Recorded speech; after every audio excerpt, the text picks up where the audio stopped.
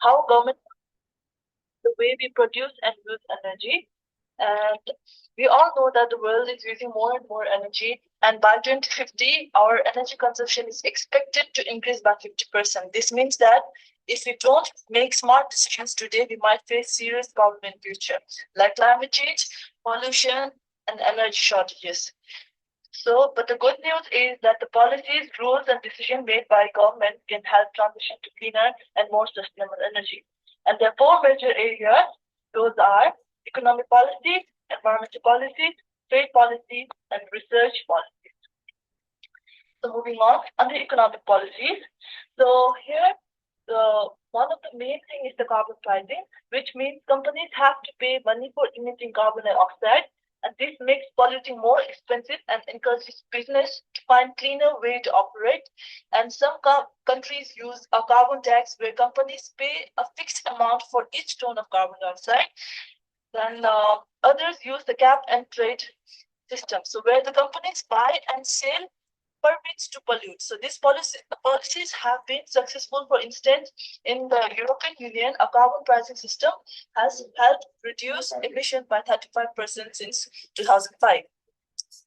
And the another policy is subside and tax credits. In subside and tax credit, there are financial incentives that this makes the clean energy affordable.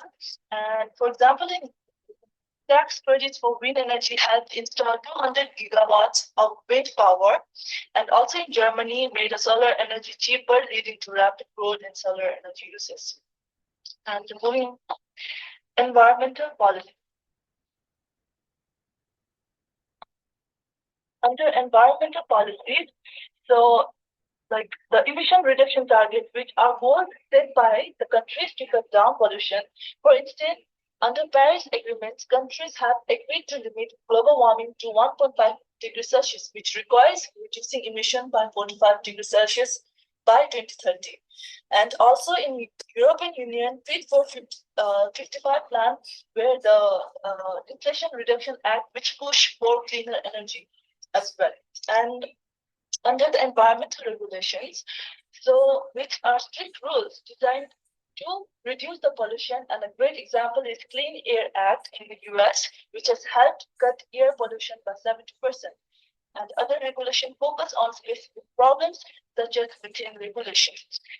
Since methane is a powerful greenhouse gas, reducing this leaks is crucial for slowing down the climate change. And moving on, trade policies. So under trade policies, making clean energy more accessible. And trade policies can also play a big role in promoting clean energy.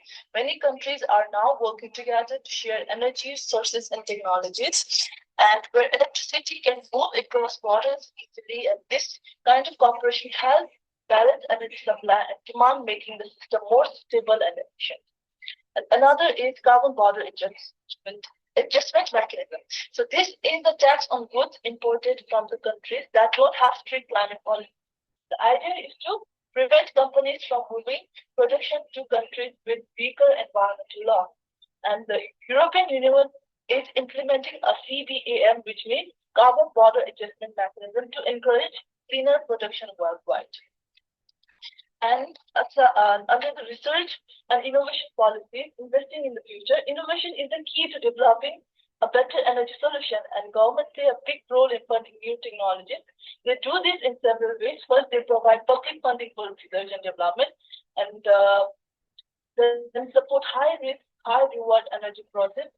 Without government funding, many breakthrough technologies might never get developed. So another way to encourage innovation is tax incentives for private companies. As said before, businesses that invest in clear energy research can get tax breaks, making it more attractive for them to develop new solutions. And lastly, this is the case study done in Germany, where how the policies work in the real life, how energy transition has taken place in Germany, and the shift from fossil fuels to renewable energy. And thanks to this effort, 49% of Germany's electricity came from renewable in 2023. And this is how balancing the policy synergies and threats. So no single policy can solve all energy challenges on its own. Instead, countries need to combine different approaches. For example, carbon prices can push companies to reduce pollution, and while regulations can make sure clean technologies get adopted. And in conclusion, so at the end, policies are powerful tools that shape how we use energy, and the decisions we make today will determine whether we have sustainable and secure energy in the future. So by creating smart, well-coordinated policies, investing in research, and working together internationally, we can ensure that the world moves towards a cleaner, more efficient energy system, and the future is in our hands, and the choices we make will shape the world. So this is what the topic talks about. That's it.